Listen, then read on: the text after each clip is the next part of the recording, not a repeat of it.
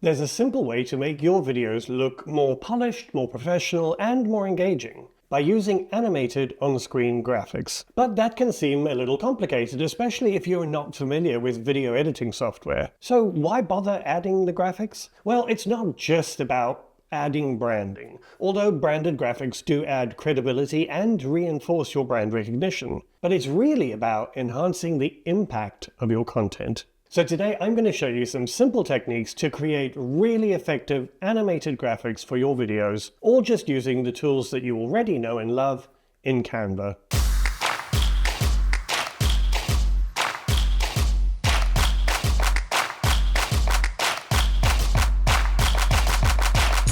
On-screen graphics help improve your visual communication and improve the impact of your messaging in a few ways. First of all, they help your audience remember key information. So according to cognitive science, presenting information visually and verbally helps people process and retain that information more effectively. And of course, different people have different learning styles, so it helps reach more people more effectively. Secondly, these graphics make your content and you more memorable. A viewer is more likely to recall a speaker's name if it's displayed on screen. Plus, graphics can provide important context and can also reinforce figures, lists, calls to action, all without disrupting the flow of the video. And thirdly, they boost engagement. Graphics within videos help to grab and keep people's attention, and they direct the viewer's eyes to important key info, which emphasizes the message that you're trying to communicate. Today we're going to create graphics that are known as lower thirds. They appear on screen to show someone's name, their title, maybe a location, and can also contain details about how to contact that person or where to find further info. And not surprisingly, they're called lower thirds because traditionally they appear in the lower third of the screen. That way they don't distract from the main video content and they don't obscure the speaker's face. We're going to start with a few simple but pretty slick looking ways to show your name and title or some other relevant information. To create our lower thirds graphic in Canva, I'm just starting with a horizontal video design, so it's just sized for YouTube. And I just made the background dark color so that we can actually work on it and put our animations together before we put them over a video. It just makes it a little easier to see what you're doing. Now, all of these lower third designs are really just made up of simple elements with animations. So for the first one that you'll see I've created here, a line appears and then the text emerges from behind that line. It stays on screen for a few seconds and then it reverses behind the line and the line disappears. And it's really simple to create, but very effective. We're going to start by using the keyboard shortcut L to add a line in, and then I'm just going to move that line so that it's vertical. I am going to resize the line weight and make it a little thicker, and I'm going to change the color to one of my brand colors. I think because this is going to play a central role, I'm also going to go to the line style and choose rounded endpoints. So it's got these nice little rounded points on the top and bottom of the line. The next thing we're going to do is just add in two text boxes, one for our name and one for our title. Now I'm just going to format this text. The name is the thing we want to be really prominent, so I'm just going to enlarge that, and I'm going to go to the font I'm using for this, and I'm going to choose a bold weight for that. I'm also going to make the title a little bigger, but nowhere near as prominent as the name. And then I'm just going to align those with the line so that they're all centered horizontally. Now it's just about adding in some animations. So the first thing we're going to do is make sure that we click on the element and the three dots and choose Show Element Timing. Now I've already done that, so you can see that it appears in my timeline at the bottom here. So if I click on that line, I'm just going to trim or drag the left-hand handle and the right-hand handle so that we have a few seconds before it appears and a few seconds after it disappears. And now we're going to add in an animation. And I'm going to animate it from top to bottom. So I'm going to click on Animate and Wipe. And then I'm going to use the arrows to make sure that it animates in the direction that I want. Now, although the arrow that I'm clicking on says it animates left because I rotated that line, it moves in the direction I want. An important thing to note here is to make sure that you click on Reverse Exit Animation. And that just means that that line appears from top to bottom and then disappears from bottom to top. It's just a really nice, slick effect to have it disappearing to the same point where it came from. Next, we're going to animate our text. Now, the text is essentially going to come from behind that line. So I'm going to do that by going to Animate and then using the baseline animation and moving it to the left. On the title, I'm going to do the similar animation and use baseline, but I'm going to move it to the right so that you can see those come from essentially behind that line. Now it's just a case of playing with the timing to get it right. So we only want those text boxes to emerge once the line has crossed the point where they could be. So that's about there, and I'm just going to click and drag on the title text and bring that in so that it starts just where that line has appeared, and I'm going to do the same for the name text. Now if I click and drag my playhead, you'll see the line comes in, and only once it's reached that point does the text animate from behind it. Really simple, but really effective. And then we're just going to do the same thing at the end to make sure that they animate in the reverse direction by choosing this little toggle on the left-hand side, and the timing is set so that they disappear before the line disappears. So that line is going to move already here, and we want our text to already be gone by the time it reaches the line of the bottom of that text. So just going to click and drag those handles, and then we can see how that looks by click and dragging our playhead, and you'll see that works really smoothly. If I go back to the beginning and hit play, the line appears, the text emerges from behind it, it stays for a few seconds, and then it disappears. Now, obviously, as I mentioned, these are called lower thirds for a reason, and it's because they're normally positioned in the lower third of the video frame, and when it comes to things like names and titles, usually on the left-hand side, unless they take up the majority of the screen.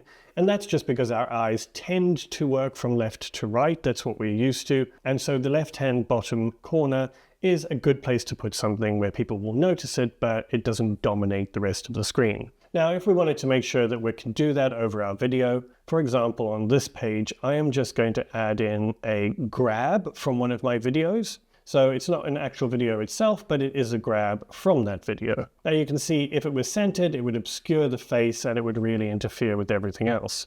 I'm just going to click on that whole group, resize it, and move it towards the bottom left. And you can see when it's there, you can still see it, the animation will draw attention to it, but it doesn't detract from anything else on the screen, and it's not obtrusive. It's not the most important thing that you want people to see or pay attention to. If you're in any doubt about where the lower third of your video is, you can easily find out in Canva, and you can even add in some guides to help you. So you could just go to File, Settings, and Add Guides.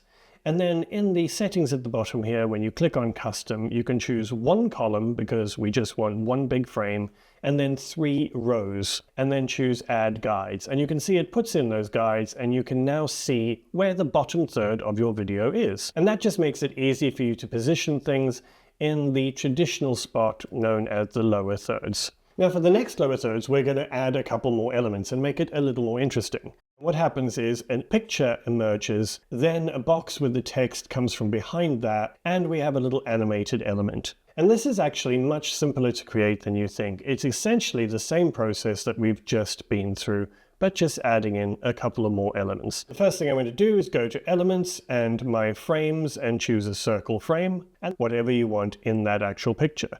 Now, one thing I did want to point out is that this picture of me is me looking towards the left, but my text is going to go on the right-hand side.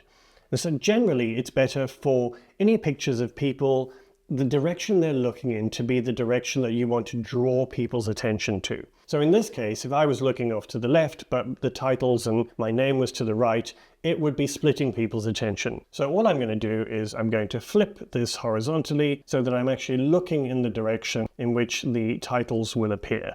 And that's really what I want because I want people to pay attention to those. I'm going to reposition it until I'm happy with it and then just resize it. Next, we're just going to use the keyboard shortcut R to add in a rectangle. And I'm going to resize this so that it fits slightly behind that image. That gives enough space for us to add text boxes. And then I'm going to click on it, click on corner rounding, and drag that all the way to the right to create this kind of pill shape. I'm going to add a border, and I'm going to change the color of that border to a light gray, which is one of my brand colors. Then I'm going to use the position tool to make sure it's behind my image. And that's how we want it to look once we've got everything on the screen. Next, we're going to add in our name and title. And as we did before, we're just going to reformat this so that we have a good size font for the name, and we're also going to choose a thicker weight of font, and we also have the title underneath, even though it's a little smaller. And I'm going to change the color of those to a white so that they stand out on the background of that box. Now we're just going to change the timing on this to make sure that it all works. First of all, I'm going to click on the circle and trim it a little so that there's space at the beginning and the end of this frame of this page. For the circle, I'm going to animate it, and I'm going to choose this succession animation, which means that the image just enlarges and also goes from blurry to clear. Then what I want is for this box to emerge from behind that image, essentially, from behind the circle. And the way that I'm going to do that is I'm going to click on animate, and I'm going to use that baseline animation again from left to right. And I'm going to click on reverse exit animation. And then what I want to do is make sure that that box only comes in once the circle is fully visible. And then I'm going to just click on that box, click and drag the handle, and it will appear once the circle has fully appeared. And I want to make sure that the box also disappears before the circle disappears.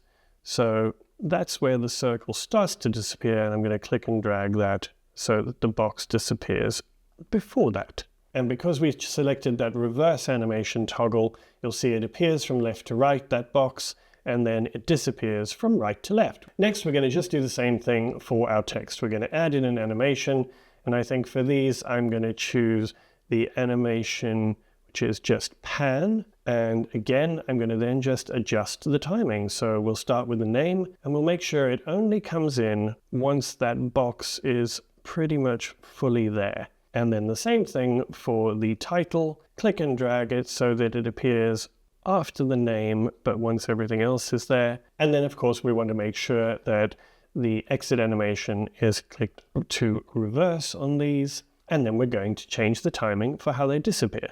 So before the box disappears, you want that text to start disappearing. That way, it's not left on screen without a box, which would look a little untidy. Click and drag the playhead, and you'll see it disappears nicely behind that circle. And then we have another really effective but really simple lower thirds. And now we're just going to add a final flourish to this. We're going to go up to our Elements tab, and we're going to look for a circle. And I'm going to click on animated as a filter. And now in the graphics section, we have all these different animated circles that we could use. Now I'm just going to pick something that is pretty simple, but that will draw some highlight to the image that I've put on here. So this is just a really simple graphic, and I'm going to position it and resize it so that it is just over the image. And you can see that that just adds a little bit of interest. And all I'm going to do with that is make sure that it only comes on once the image is there, and it disappears just before the image starts to disappear. And for my animation on that, I'm going to choose a simple fade. Slow it down a little. And now you'll see as we play through, that element appears over the image. It just adds a little bit of motion and movement to it, and then disappears before it all goes away. A really simple way of using basic elements but combining them into something that's really effective. Now, these can obviously be used for all sorts of things. You could use them to showcase maybe your Instagram handle by just using an element from the library that represents Instagram, or you could even get a little more complicated and you could add in something that has maybe a QR code which people could scan to visit your website or your product or anything else that you want to draw attention to. You can get creative with these, but make sure that you try to err on the side of simplicity and don't make it too distracting. And of course, make sure you use your brand colors and brand fonts. Before we look at two final examples of lower thirds animations that are a little more complicated or have a few more elements to them, if you are looking to create social media videos, especially animated motion graphics videos, I have recently released a collection of free templates designed to be used in Canva to create just that. There are 6 different templates, all with different uses, and you can download all 6 of them, or whichever ones you find most useful, just by heading to the link on the screen right now. They're completely free, and on top of that, I created a mini course which will guide you through step by step exactly what each one is for, and some of the things to look out for as you're customizing them to work for your brand. So head to the link on the screen and you can download those right now. So let's get back to these lower thirds. Two final ways that you can use a lower third just uses, again, simple elements, but combines them pretty cleverly. The first one is a banner that takes up essentially the whole lower third of the page. And this is great for providing more information, not just a name and title, but for example, your contact details. So here I've combined an image, a banner, and then text boxes. Plus I've added a bit of branding in and added that rotate effect on it. And this is actually much simpler to create than it looks. We start by bringing in one of our photos that we want to use of ourselves. I'm going to use this image, and I'm going to use Canva's background remover immediately to make it stand out from the background of this video. Then I'm just going to trim these handles so that it's easier to work with this image. And once again, I'm going to choose flip so that I can put it in the bottom left corner, and it essentially directs people to the video itself rather than drawing their attention away from it. Next thing I'll do is use the keyboard shortcut R for a rectangle, and I'm going to then place that at the bottom and resize it. For this one, we're going to put it all the way across the screen so it makes a real impact in this lower third section, and we're going to position it behind the photograph. Then all we're going to do is to place text boxes as we did before with our name and title and our contact details. I've also added in these little icons, which are for each of the links that are listed here. And then I am just going to space those so that we can see them and they appear on that banner, but they don't take up the whole banner. I've also put this little vertical line between the name and title and the contact details, just to make it a little more interesting and to create a little bit of a grid on this banner that crosses here. Next, I'm going to go to my brand, and I'm going to bring in my brand logo, and I'm going to make it a little larger so that it actually breaks outside of this banner that we've created. And that's just to make it a little more interesting. And then I'm going to click on that. I'm going to click on animate, and I'm going to choose rotate.